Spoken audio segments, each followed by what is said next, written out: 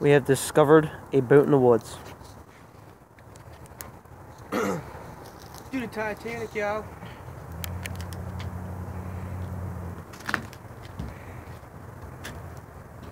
It's a shame someone tore it apart after the storm. But we've discovered a big boat in the woods. Look at this engine. Look at this engine. It's all screwed up. Someone took it all apart. It's a shame. Here at the Neshaminy Creek, which we can't see because it's dark out. Floor is alright, but no steering wheel, engine stripped. Boat looks like trash. There's a buddy over there helping me play around with it. It's a big, big, big boat. Let's go check out the numbers on the side of it.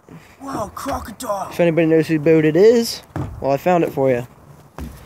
I've been here for like 5 years, since Hurricane Sandy. There's your numbers. Send me an email if it's yours, but it's a big butt. If you watched Finding Nemo, you know what I'm talking about.